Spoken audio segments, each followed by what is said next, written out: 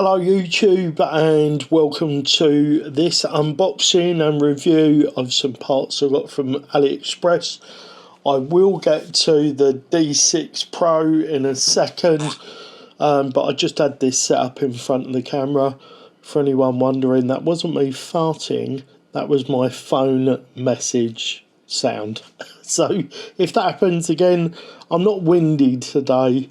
So this is the Revolt Mantis, which I'm currently working on. It's got isokinetic straights on it, and it's going to have a load of trick custom bits on it. It's got all custom links. I'm just deciding on this version or this version, and as you can see, we've got our lowers already made. But the part that I just got from AliExpress is this link riser. Now the link riser's got no play. It's very slick in there. There's no binding or anything. But one thing I did notice, if you're going to pick this up, just use your own 6 to 8 mil button edge screws, because these are not of good quality. The minute I touched them with the driver, they started to, even just pushing through a bit of anodizing on the threads, these started to strip out. So get your screws, throw these in the bin and put some decent quality ones in. I'll link to where I get my 12.9 and 14.9, 16.9 quality button edge screws down below, so if you haven't got any, you can pick those up. Quite often the screws that come with stuff are okay, but occasionally you'll get stuff that isn't, and these have got a stamp on. I think these are 12.9, but I would say the question of the question, that's questionable, the quality of these. So overall, this link riser looks really good. It does look like a good item. And it will probably be going into the Revolt Mantis build. So if you're interested in that, stay tuned. That will be coming up on the channel. We're going with a no OD replica, and the next item that's going to come up on the bench is also going into the build. We've just picked up some more of the AliExpress cut to lengths. I've used these quite a few times now, and the quality of these is more than acceptable, and they're not stupid money. I'll pop the price up on the screen to save me looking for that now, but yeah, really nice quality. These aren't the D version, are they? Or are they? No. So you can probably see they're a little bit bindy, but what I do when I first get these is I will just pull them in and out sort of 20 or 30 times. Hopefully you can see what I'm doing, and then move it round the spline and do the same again, and eventually that's it, it's already there. This is really slick. Then it's just where they're putting the anodizing on. Let's just check to make sure it's correctly phased, and hopefully you can see that this one is indeed correctly phased, and yeah, that'll be no problem. So all you do, if you haven't used one of these before, all you do with this is undo this scrub screw, measure the length that you want so that it just comes through the back of here, not impeding this part. Cut it off at that mark, and then apply some thread locker and screw this back down. It doesn't have to be cranked down like you're wrestling a rhino or something. It just needs to be snugged down enough to where it doesn't move, and then the thread lock will do the rest of that for you. So let's get that out of the way, and now the moment you may be waiting for. This is the unboxing of the Hota, or Hota D6 Pro. It's AC and DC compatible. So let's just take a quick look at the manual. Ken from the Mini Shop RC has got a really fully featured video on this, going through all the stuff, so I'm not going to do that. This is literally just the unboxing. But my charger sold. I've just had to sell Rex, my TRX4, and the guy needed a complete package with charger, radio, batteries, everything. So I've let my old charger go, and this is going to be the replacement.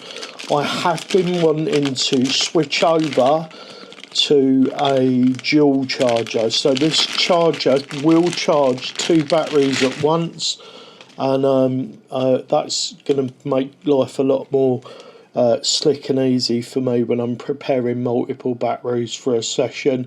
As you can see, it will come with a UK or US or EU plug, depending on where you're ordering it for. Of course, we're in the UK, so we did get the UK plug. And if we just bring the box back in, hopefully you can see that there are, underneath that little piece of card, a couple of XT60 are they both the same? Let's switch that round. Yeah, XT60 to XT30 connectors. So they're assuming you're either going to be using an XT60 or an XT30, and as it's a dual charger, you'll be able to plug those into the front of the D6 Pro and charge your items. So I already know that this doesn't come with a multitude of balance leads or extra leads or alternate bits and bobs, but I don't mind that. I'm quite happy. I've got all the bits I need to make up any of the leads that I may or may not need. I'm quite happy to do that myself. While I'm chatting, I'm just unwiring this off camera, and we'll get it plugged in just so you can have a look at the user interface. Actually, let's just show you around. So there's a click and jog wheel.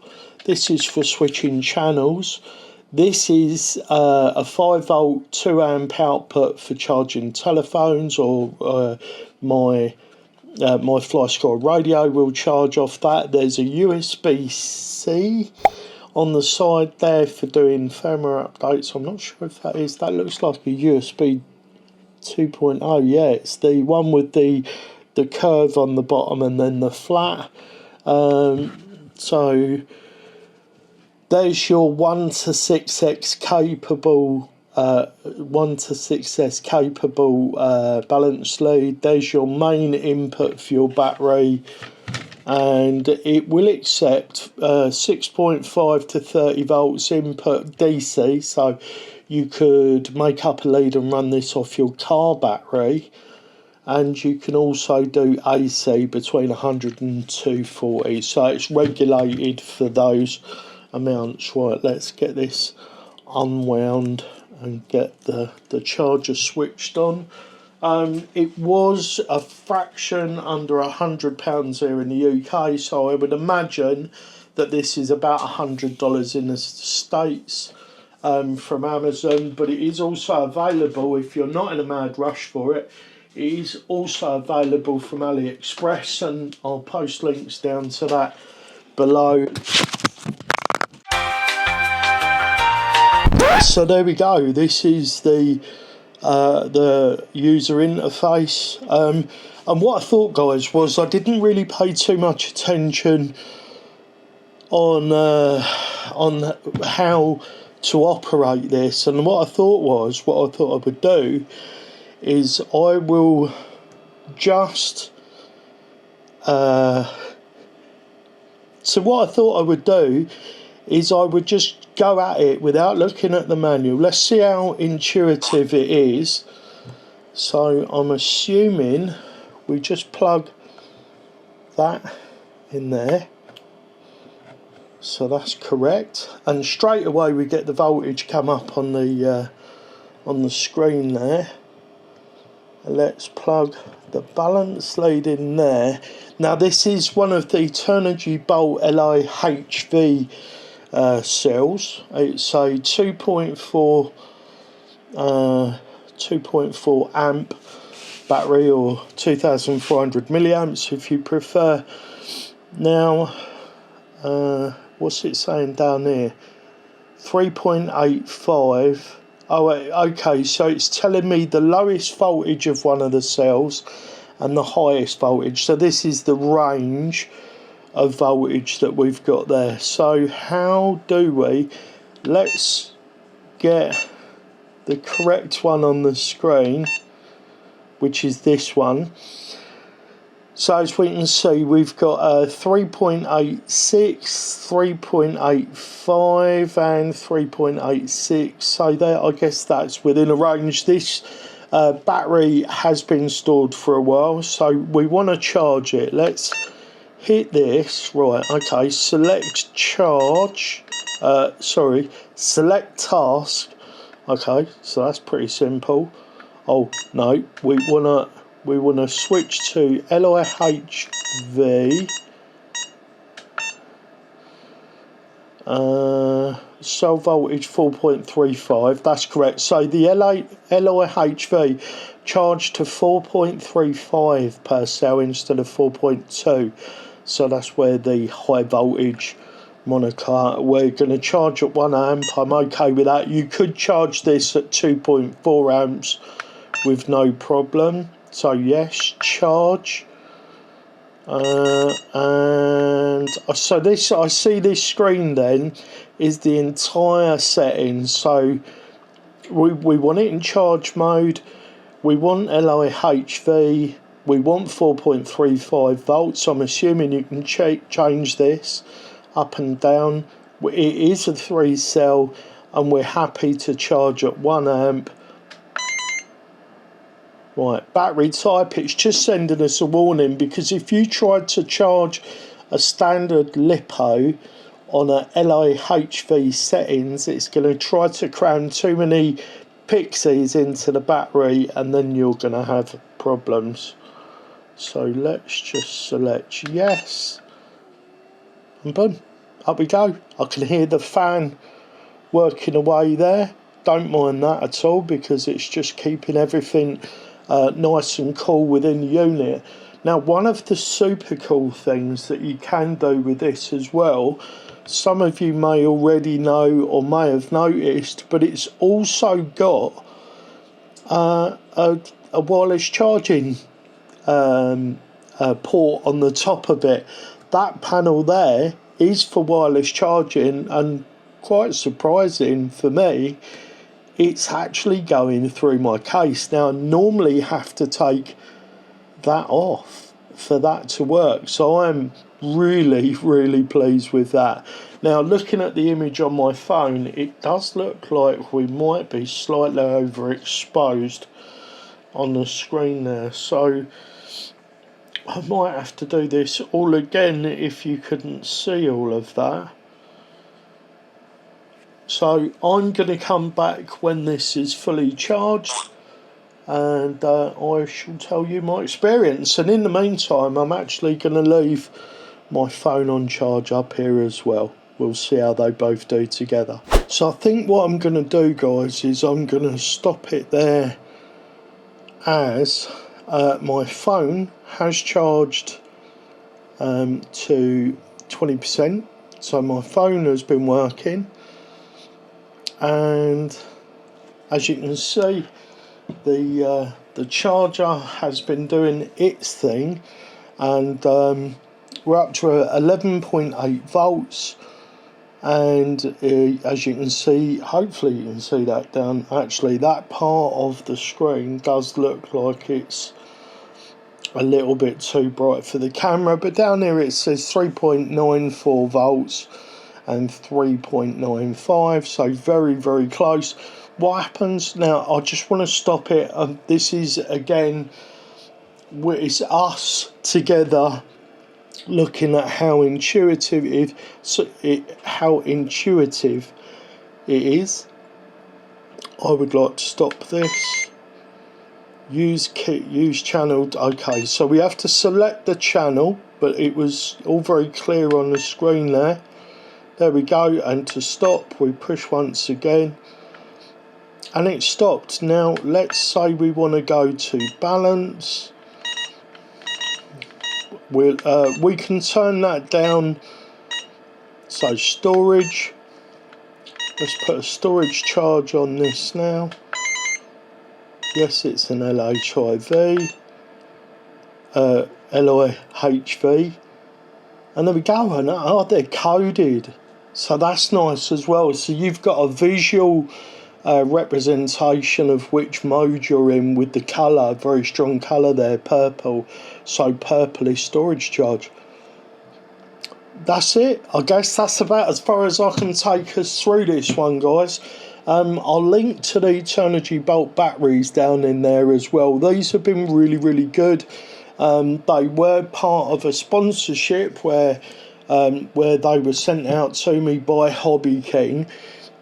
But if they were rubbish, guys, I just wouldn't talk about them on the channel. As for the Hota or the Hota D6 Pro, this is my first experience with it, but this is a very well reviewed and revered charger. It's very common for the drone guys. Wow. I don't know whether you can hear the fan ramping up. I wasn't expecting that. Let's just stop that while I'm chatting to you guys, because we don't want all that fan noise. So this was really popular with the drone guys. It has been around for some time now, at least a year, and it's been reviewed very well.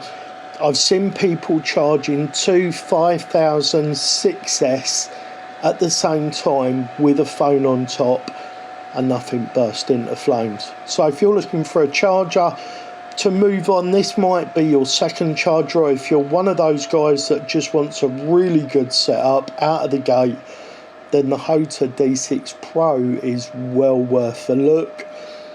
I'll do a full review on it when I've been using it a couple of weeks, but this is just the unboxing and the overview. I hope this one was helpful to you guys. Please hit the like and subscribe button if you haven't already. And remember, no matter the question, love is always the answer. Bye for now.